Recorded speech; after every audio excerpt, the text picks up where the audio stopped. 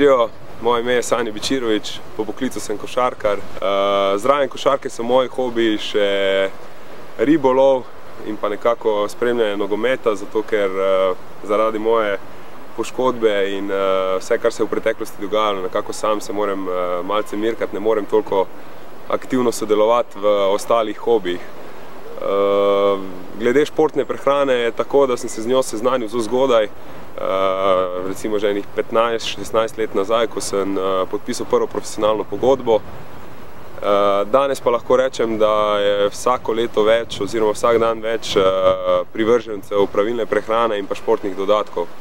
Sam osebno uporabljam najbolj te klasične zadeve, kot so proteini, aminokisline, razni izotonični napitki med treningom in pa predvsem glukozamin, sulfat, kajti, kot sem že prej dejal, sem v preteklosti imel kar nekaj težav z koleni, s hrustancem in kostmi, tako da mi ta zadeva zelo pomaga. Športna prehrana med soigralci je pa čisto odvisna od države. Sam sem večino svoje kariere preživel v Italiji, kjer je športna prehrana res zelo organizirana in v klubu skrbijo maksimalno za to, da si fit. Pred vsako sezono se naredijo testi, po katerih se točno vidi, katera vrsta hrane ti najbolj odgovarja, in potem se skozi celotno leto držiš tega. Vaganje, bom rekel, enkrat na teden in moraš biti, bom rekel, znotraj ene določene kilaže. In toliko o tem v Italiji.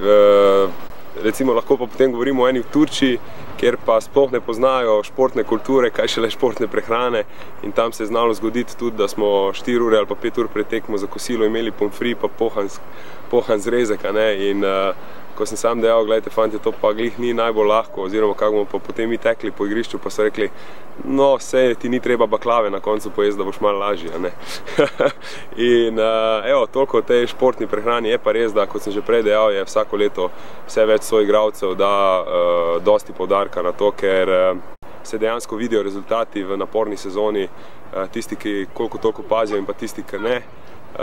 Sam pa sem nekako na pol, torej maksimalno se držim določenih stvari, ampak ko pa je nuja, pa tudi McDonald's, Horse, pa marsikatera takšna vrsta hrane sede in si jo tudi privoščim z veseljem.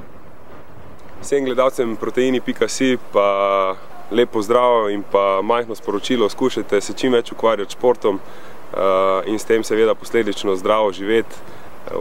Uporabljajte dodatke, kolikor je to le mogoče, kajti sigurno dosegate boljše in višje rezultate. Predvsem pa uživajte v športu in pa v prehrani.